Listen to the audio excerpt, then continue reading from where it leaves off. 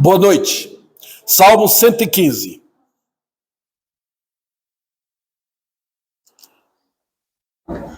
Eu vou pregar no tema aqui, chamado Desejos Eternos.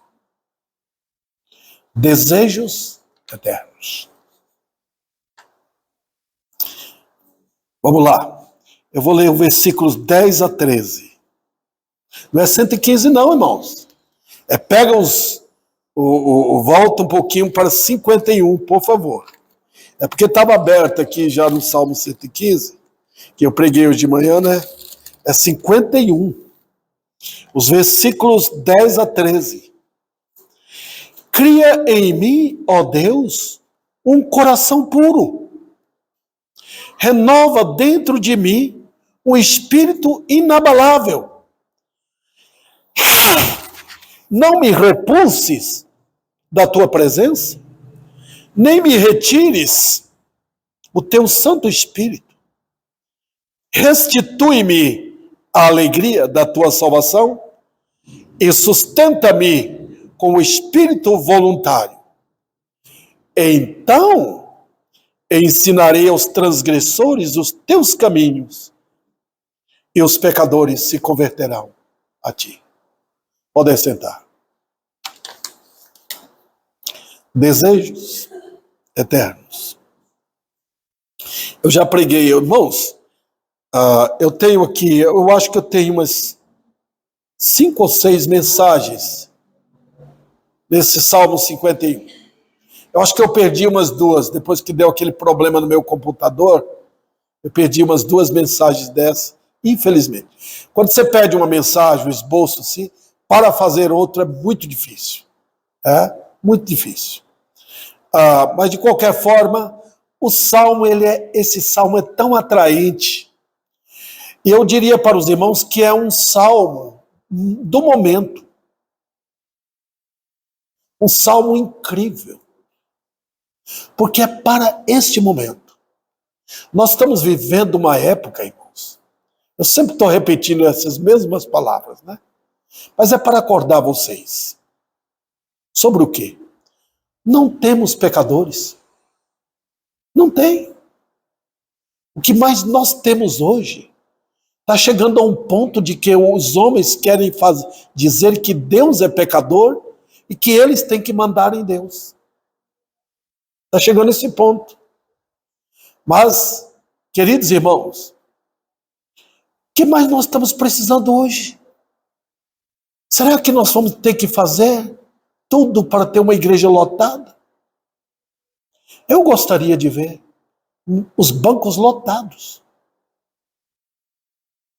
Mas eu quero ver de almas, de pecadores. Que tipo de pecador? Que tipo? Eu sei que lá fora está todo mundo correndo de ouvir isso. De ouvir o que a Bíblia diz. O pecado dominou o coração do homem. Mas sabe de uma coisa, queridos irmãos? Não tem um pecador sequer cheio das mais miseráveis atividades do pecado que não seja aceito por Deus. Isso é uma boa notícia, né? Aí está o pronto-socorro. Você chega lá, o que chega de gente doente e de problemas sérios. Mas eles não fecham a porta. Os médicos estão para isso. Eu vejo os pecadores hoje, irmão, estão carregados de pecado. Maldades. A maldade cresceu, avolumou. Será que nós vamos dizer, tem mais jeito? Não. Sabe por quê?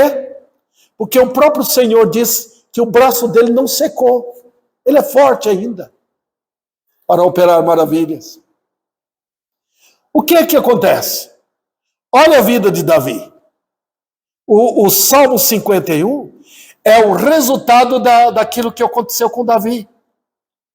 Quando ele teve aquele filho com Batseba, a mulher de outro homem ficou grávida dele. Ele mandou matar o homem. Foi algo feito bem de forma surdina. para ninguém perceber. Mas naquele momento do engano, do pecado, Davi não percebeu que Deus estava vendo. Tá? Quando você está envolvido em algum pecado, ao seu derredor tudo se fecha. Você não conhece mais o Deus que você professava que conhecia. Mas notem, queridos irmãos, cheio do pecado de quê? Adultério. Os irmãos sabem que o adúltero, a Bíblia é bem clara, o adúltero é marcado para ser jogado no lago de fogo. O adúltero, não o que caiu em adultério. Por favor. Tem pessoas que caem em adultério. E tem o adúltero. É o que está em constante atividade em adultério. O fornicário, por exemplo. Davi cometeu adultério. Você não pode chamá-lo de um adúltero, porque ele, além disso, ele reuniu o pecado de adultério com assassinato, mandando matar o homem para, vamos dizer assim, queimar arquivo. Mas quando Natan chega, irmãos, que Natan, vocês viram lá, esse histórico está aí em 2 Samuel, capítulo 11, capítulo 12, que Natan chega. É terrível, irmãos. Um profeta vir, e dependendo do rei, Davi podia mandar prendê-lo. Sai daqui, eu não estou pedindo conselho para você. Eu vou colocar você lá na cela, vai ficar lá sem comer. Natan estava sujeito a isso. Mas quando Natan chega e aponta o dedo para ele, bem na testa dele, você é o homem. Está vendo tarefa de profeta, irmãos? Não é fácil pregar. Não é. O que João Batista pregou, o que Elias pregou e que outros pregaram, não é fácil. Você pode ser morto a qualquer momento. Mas o que aconteceu com Davi? Assim que Natan saiu, ele entrou na presença de Deus, pela fé. Gritando, irmãos. Vocês podem olhar aí o versículo 2. O versículo 1. Ele está como que? Dizendo, Deus, compadece-te de mim. Ele diz no versículo 2, lava-me. Foi naquele momento, irmãos, que toda a muralha que ele construiu para Deus não perceber, caiu tudo por terra. Aquela escuridão que tinha envolvendo, circundando a mente e as emoções dele, sumiram. A luz veio e brilhou. Entrou na sala da vida dele. E ele viu tudo. E sabe por que os pecadores não estão vindo, irmãos? Sabe por que pecadores não estão lotando a igreja aqui? Porque eles não viram seus pecados. E eles não querem ver. Até que Deus mostre. Davi foi e entrou. Ele entrou na presença de Deus. Eu vou passar aqui para os irmãos, rapidamente, 4 coisas a respeito dele que nós vemos. Eu quero pedir o que eu pedi de manhã para vocês. Conserve seus olhos presos no Salmo, tá? A primeira lição aqui. Não foi um mero remorso. Tá? Os irmãos já viram o remorso ao invés do arrependimento? Há uma diferença. Tem pessoas que sentem remorso, mas aquilo apaga logo. É como um papel queimando. Eu me lembro de um jovem entrando aqui, chorando pelo pecado dele. Mas quando passou as emoções, voltou ao normal. Eu já vi isso. Eu já lidei com pessoas assim. E na hora eu fiquei com medo do inferno. né? Não foi remorso com Davi. Prova que ele não dá descanso a Deus. Parece que ele segura. Os irmãos já viram quando alguém está segurando até na roupa da pessoa? Não vai embora. Você vai ficar aqui. Eu quero falar com você. Assim, era como se o Senhor tivesse virado o rosto para ele. Falou, volta o teu rosto para mim. Está vendo? Porque na hora a pessoa... Os irmãos já perceberam quando a pessoa não se arrepende? Ai, foi fraqueza minha, ele começa a justificar ele. Não foi assim com Davi. Em segundo lugar, os anseios dele revela um coração contrito. Ele quer andar com Deus. Davi não estava importando se ele ia perder o ministério dele como rei. Ele queria Deus. Os irmãos, segredo de ter pecadores é quando vocês veem que homens e mulheres entrarão na igreja, aqui ou em qualquer lugar que esteja pregando a verdade, eles queiram Deus. Eles não estão atrás de pastor, não estão atrás de elogiar homens, coisa alguma. Eles querem Deus. Eu fico tão feliz quando eu vejo isso, irmãos. Quando eu vejo pessoas querendo quem? Deus! Eu falei de uma irmã que tem no Facebook, não sei se ela mora em Uberlândia ou Uberaba, mas ela colocou bem no perfil dela. A minha alma não teria prazer nenhum nesta vida se não fosse o meu Deus no meu viver. Eu percebo naquela irmã o quanto ela ama a Deus. E Davi era um desse, irmãos. E sabe de uma coisa? Ele foi, porque ele sabia que Deus é o Deus dos contritos. Eu tenho falado isso aqui várias vezes, falo no Facebook, falo no YouTube, falo no blog, por onde eu estiver pregando, eu sempre tenho falado. Deus não é Deus de religioso, de bonzinho, de que adora. Ele é Deus dos contritos, dos arrependidos. Ele é o Deus daquele que volta ao pó, não é do arrogante. Em terceiro lugar, os anelos eternos dele. Os irmãos sabem que é a palavra anelo, né? Anelo significa ter um desejo mais profundo. É formar uma aliança, por isso que é da palavra anel, tá? Você quer fazer uma aliança com alguém, tá? E seus desejos, seus anelos eternos, revelam que somente Deus pode transformar um homem num novo homem. Davi se coloca aqui no começo desse salmo como se fosse um incrédulo, irmão, mas era um crente. Olha um crente onde chega, queridos irmãos.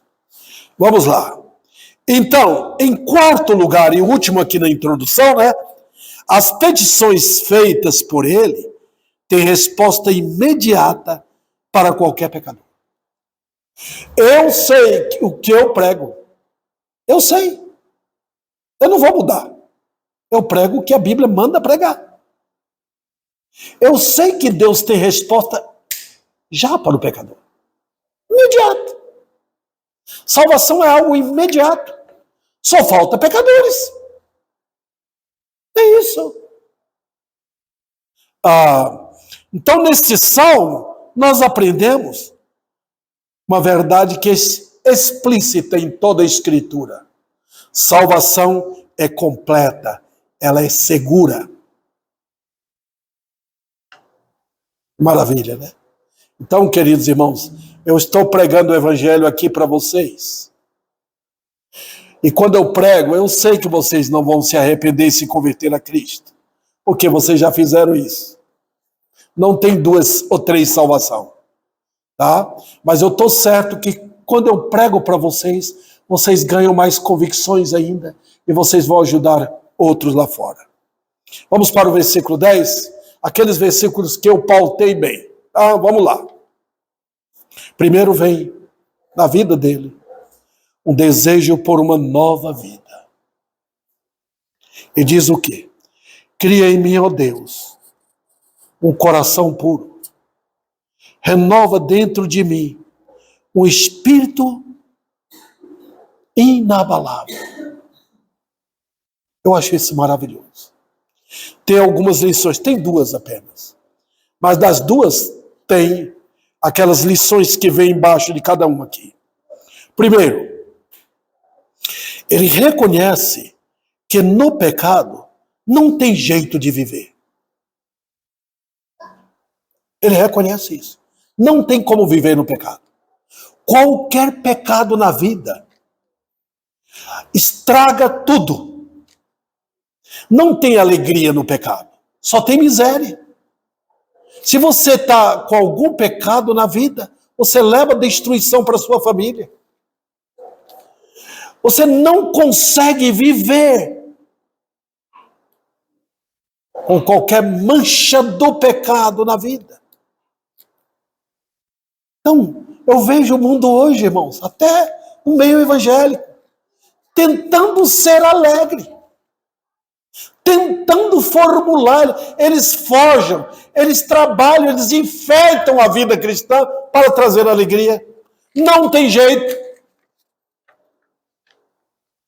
Porque a alegria verdadeira é no interior.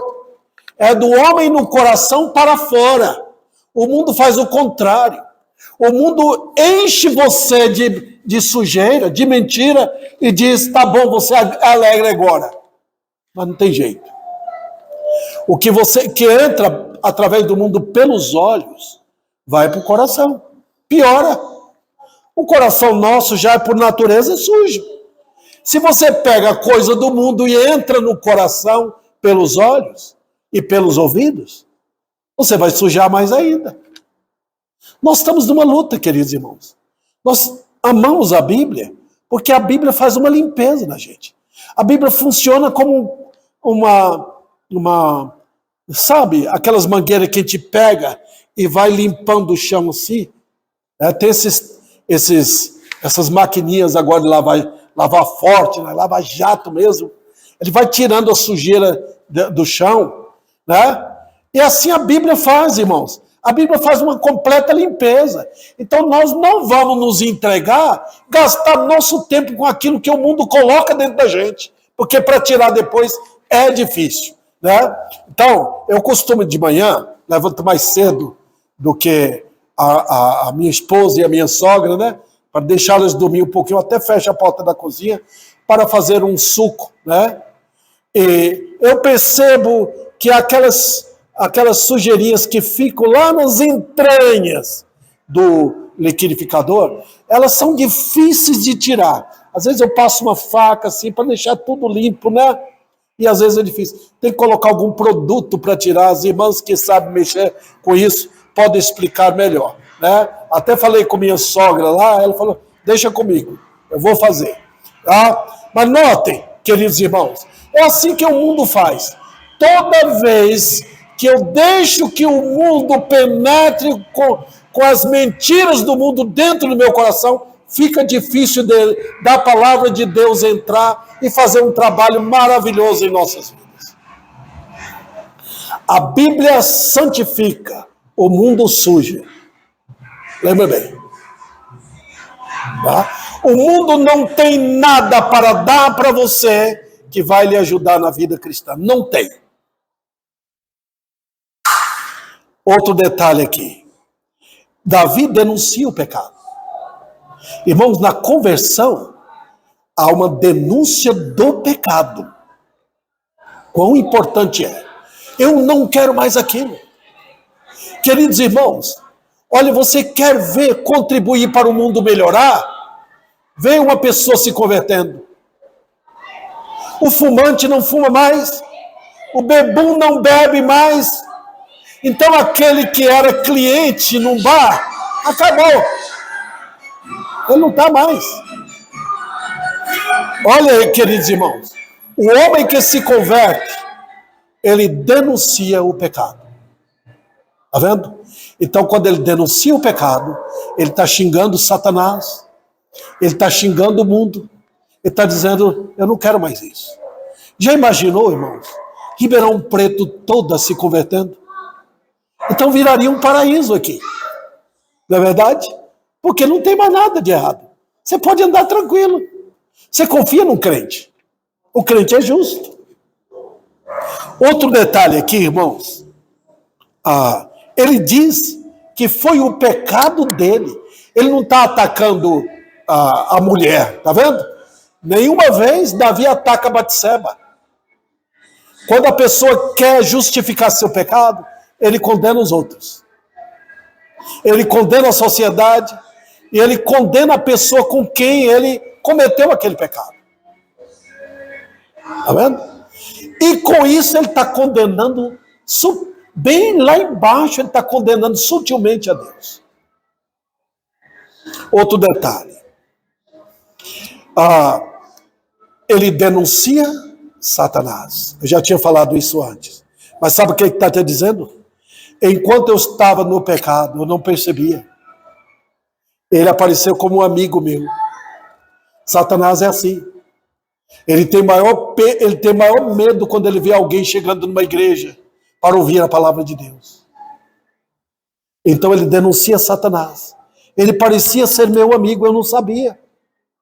Ele bateu no meu ombro. Ele disse que eu tinha direito de fazer aquilo. Ele denuncia o mundo. Ele vê a sutileza do mundo e o ódio contra Deus. Está vendo? Quando o homem confessa. Ele também denuncia as suas práticas iníquas. O que eu mais estou vendo hoje, irmãos, é homens e mulheres, até chamados de evangélicos. Eles cometem suas maldades, jogam a culpa sobre o mundo, jogam a culpa sobre o diabo, jogam a culpa sobre os demônios. Davi não fez isso. Ele denuncia sua prática iníqua. Ele está dizendo o que no versículo 10? Cria em mim. Olha que desejo, irmãos. É tão gostoso ver isso nos crentes. Eles começando a orar. Senhor, eu quero ter um novo coração. Eu quero purificação. Eu quero ser só teu. Ele faz isso, às vezes, sozinho. Ninguém percebe, o pastor não percebe, mas ele está orando lá no quarto dele. Ele está dizendo, Senhor, eu quero um novo coração. Eu não quero mais ser como antes. Eu pensei que eu era alegre, mas não era. Eu só serei alegre se o Senhor me der um novo coração. Olha, fazer uma cirurgia, irmãos. Se você está pedindo a Deus um novo coração, você está querendo ser o quê? Um novo homem. Você não está contente lá dentro. Outro detalhe, irmãos. Ele também vê sua triste condição como escravo. Eu acho interessante, irmãos, como no pecado, os homens acham que eles são livres, que eles têm livre-arbítrio. Eu vou para onde eu quiser, eu não preciso estar na igreja, eu não preciso ler a Bíblia, nem ouvir aquele pastor, eu vou para a rua, eu vou passear, eu vou para a balada, ou eu vou para aquela festa, eu vou para aquela festa de aniversário, me chamaram, os amigos meus chamaram para tomar cerveja, eu vou lá. Sabe de uma coisa, irmãos? Ele vê sua triste condição como escravo. Quando o homem se converte, ele percebe que ele não tem livre-arbítrio. Enquanto ele está no pecado, ele acha que ele tem. Então, no pecado, todo mundo é arminiano. Quando ele se converte, que ele percebe que ele é calvinista. Ele percebe que ele não tem livre-arbítrio. Ele diz, sou escravo. Foi isso que Davi falou. Falou, Deus, eu estou mergulhado. Se o Senhor não operar na minha vida, eu vou tombar novamente. Eu vou voltar a fazer isso com outra mulher. Eu vou matar outro. Eu sou rei. Eu tenho posição para isso.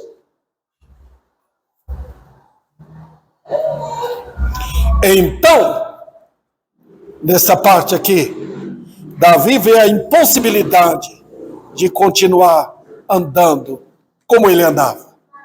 E isso é maravilhoso, irmãos. É isso que nós precisamos ver. Pecadores começando a chegar, arrependidos. Eu não quero mais aquela vida. A segunda lição aqui, necessidade de ser um novo homem. Olha o que ele diz. Cria em mim, ó Deus. Maravilhosa petição. Sabe por quê? Porque é aí que entra a religião verdadeira, irmãos. Eu tenho visto no Facebook, tem um grupo que eles defendem ser batista. Eu gosto do nome batista. Eu sou batista. Mas isso não resolve nada, irmãos. Você pode ser batista sem ser crente. Nós não estamos lidando com uma religião. Nós estamos lidando com Deus soberano. E quando o homem chega para Deus, ele está dizendo o quê? Tu és soberano. É aqui, irmãos, que a teologia das doutrinas da graça se tornam práticas. Está vendo? É prático. Tu és soberano. Por quê? O único que pode entrar no meu coração és tu.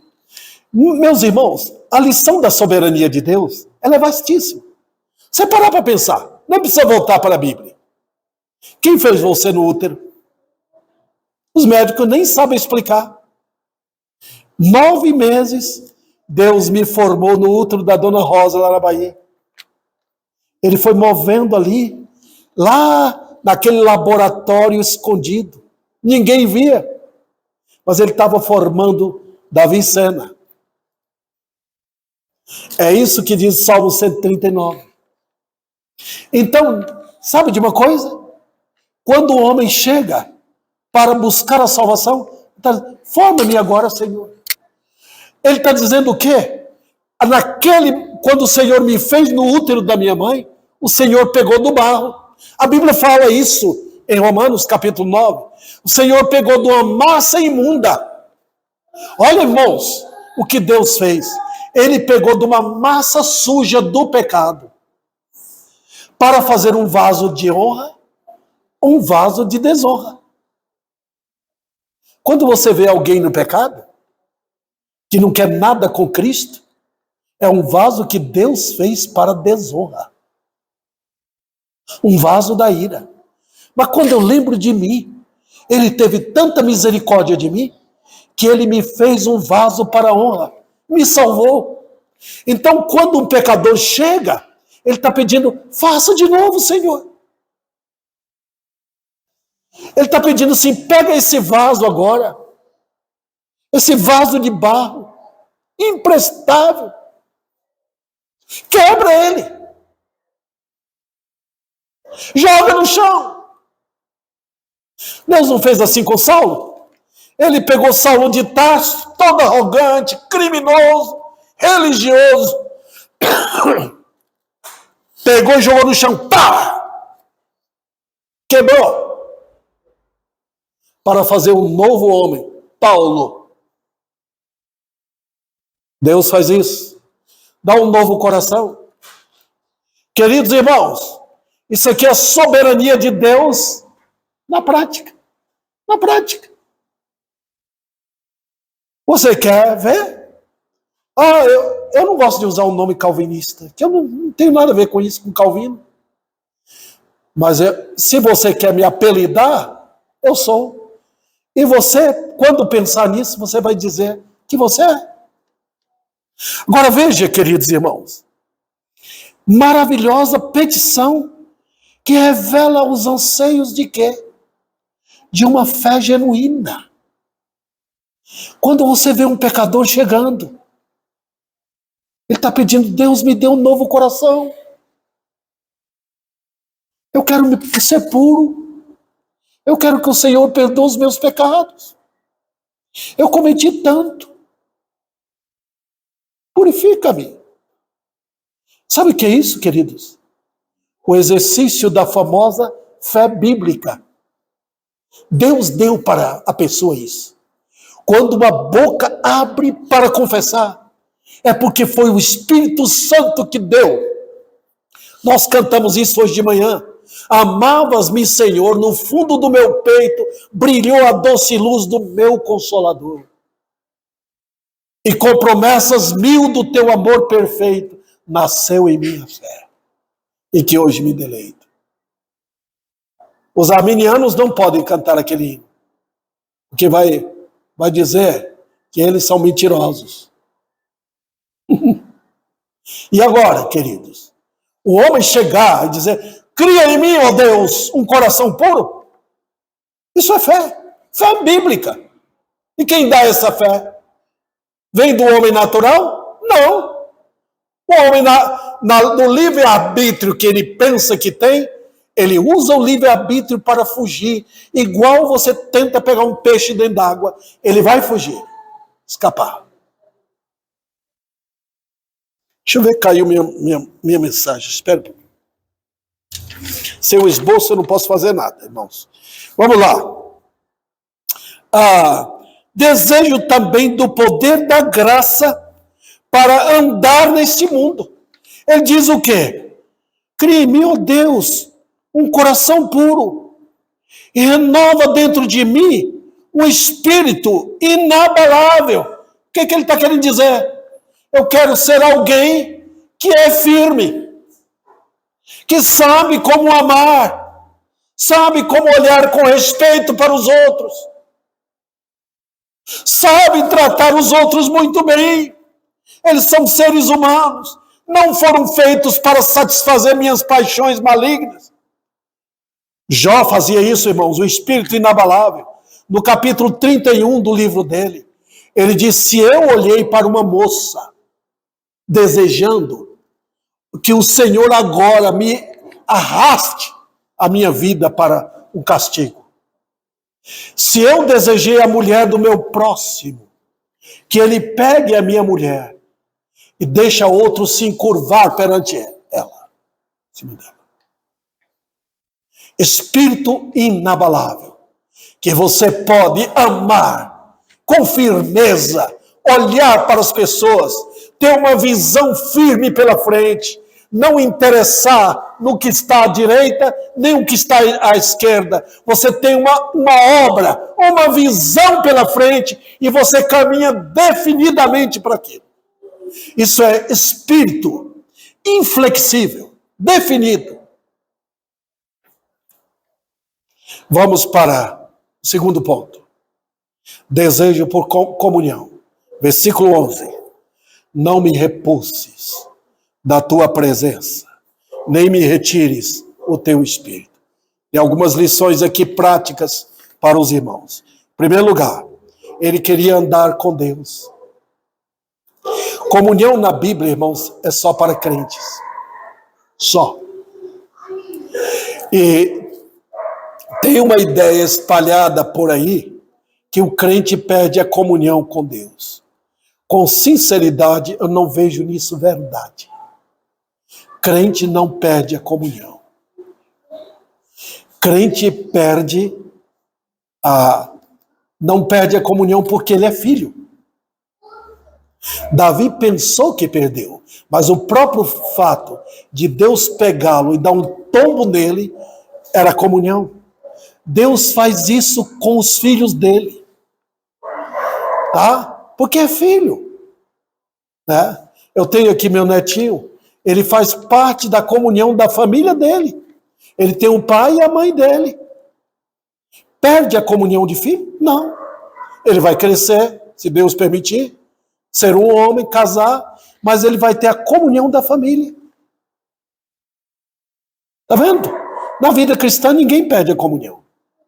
Se você não tem comunhão é porque você não anda com Deus.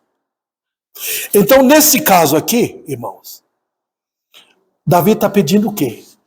Eu estou trazendo a vida de Davi. Davi era um crente. Mas eu estou trazendo a vida de Davi para mostrar para os irmãos como é que um pecador chega para Deus. Ele chega dizendo, não me repulses da tua presença. O que é repulsar? Os irmãos já sabem o que é isso? Olhar para a pessoa. Você já percebeu o nojo que Deus tem pelo pecado? Já viu aquela pessoa pedinte que está suja da cabeça aos pés? Imunda. Você tem nojo de aproximar. Eu já falei para os irmãos daquela mulher lá na Bahia. Ela vestia, coitada, numa situação difícil. Uma roupa imunda, um cobertor que ela saía arrastando na rua. Todo mundo tinha nojo dela. Você sabe o que é Deus ter nojo do pecado? Davi entendeu isso. Ele diz, não me repulses. Não sai, por favor. Fica perto de mim. Mas sabe o que a Bíblia diz?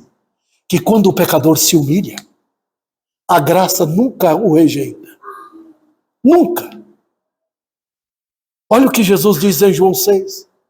Todo o que o Pai me dá, esse virá a mim. É impressionante, irmãos. Você está indo a Cristo. Você está indo para quem?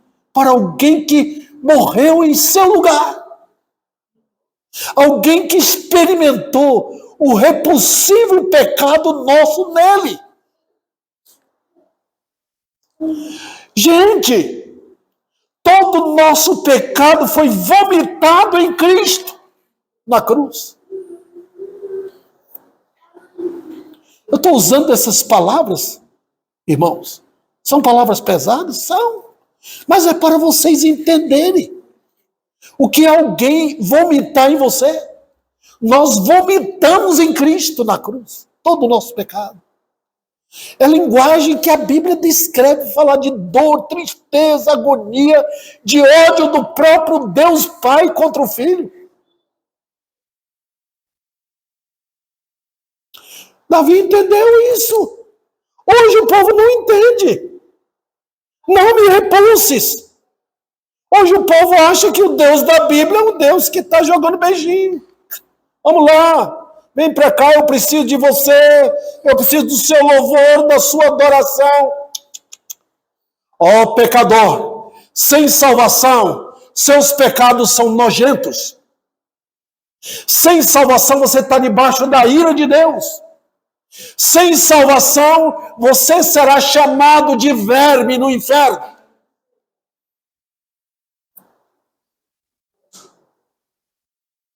Ele também, voltando um pouquinho para o versículo 11 aí, ele diz, não me repulses. A ideia é de lançar fora do navio. Tá vendo? Aqui se não presta, joga fora. Segundo lugar, ser a habitação dele. Ok, meus irmãos, ele diz aqui, não me repulses da tua presença, nem me retires o teu Santo Espírito.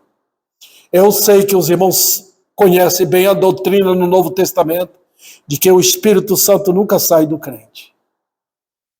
Mas quando um homem crente chega à condição que Davi chegou, ele chega a pensar que o Espírito Santo saiu. Ninguém pode chegar a Deus sem o poder do Espírito Santo. Ninguém. Ele não sai.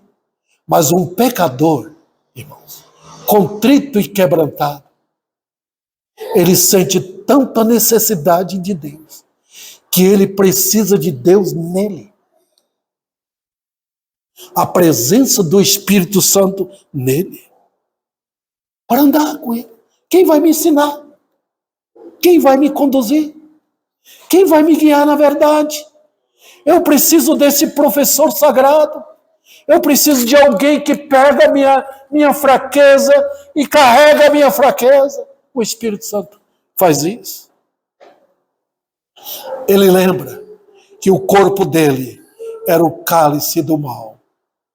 Quando o pecador se arrepende, ele lembra, eu vivi enchendo o meu corpo de pinga, de cerveja. Eu vivi enchendo o meu corpo da nicotina. Eu vivi enchendo o meu corpo das malignidades do pecado. Eu fiz do meu corpo um vaso do pecado. Agora eu não quero mais isso. Eu quero que o meu corpo seja um vaso de bênção. Vamos terminar aqui, irmãos, rapidamente. Desejo por felicidade. O versículo seguinte, versículo 12. Restitui-me a alegria da tua salvação. Está vendo? Quando o pecador não se converte, ele não tem desejos por cantar louvores a Deus. Eu me lembro, eu fui numa igreja em Piedade, uma igreja batista, pregar lá. Uma mulher chegou à frente, ela foi cantar um número especial. Eu até hoje não sei que música é aquela. Não tinha sentido nenhum. Depois eu fui lá com a minha irmã visitá-la. Eu percebi que aquela mulher nem crente era. Ela estava cantando por cantar. Quando a alegria da salvação, a música faz sentido. Nós cantamos realidades. Nosso louvor é poema, irmãos. Quando você tem um amor por alguém, você faz até poemas para aquela pessoa. O amor por Cristo é tão maravilhoso, que os hinos brotam. Nós cantamos vários hinos aqui, e tem milhares de hinos que não tem no nosso cantor, que foram feitos por homens e mulheres que amavam o Senhor. Eles entendiam a verdade da cruz. Ele disse: restitui-me a alegria da tua salvação. Ele diz: eu quero cantar, eu quero falar para todo mundo que eu sou crente, eu quero mostrar justiça no meu viver, eu quero me alegrar em santidade de vida. Sustenta-me com o espírito voluntário. Impressionante. E finalmente, irmãos, versículo seguinte. Veja, versículo 13. Então ensinarei aos transgressores os teus caminhos, e os pecadores se converterão a ti. Olha aqui, duas lições preciosas para eu encerrar a mensagem desta noite. A primeira é a seguinte: quando o pecador se converte de todo o coração, ele tem um testemunho de uma vida mudada. Ele fala: eu quero falar. Eu vou falar para os transgressores. Tá?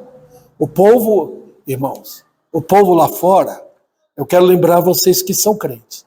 Parentes seus, irmãos seus, filhos seus, qualquer pessoa, amigo, quando você diz que é crente, ele vai olhar e começar a tocar na sua vida. Ele quer saber se você é mesmo.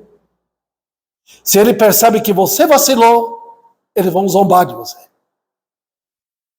Você não é crente de coisa nenhuma. Eu sou melhor do que você. Eles vão falar isso. Então, quando uma pessoa vai com sinceridade a Deus, ele tem poder para ensinar aos transgressores. Ele se torna sábio. Ele vai falar: eu sou crente. A vida mostra, irmãos. Pode olhar um crente, a vida dele mostra. Ele tranca a boca dos incrédulos. Ele fecha. Tá? Ninguém podia contradizer os apóstolos. Olha a vida de Estevão. Ninguém podia ir contra ele. A vida dele, até a aparência dele parecia um anjo. Ele convencia pelo poder da palavra. Tá? Quando a verdade está no seu coração, ninguém pode ir contra a verdade. Eu estava indo para o inferno, pessoal. Eu estava indo. Jesus me salvou. Olha aquele cego, irmãos. Aquele cego de João, capítulo 10. Não, capítulo 8. Digo, 9. Lembra?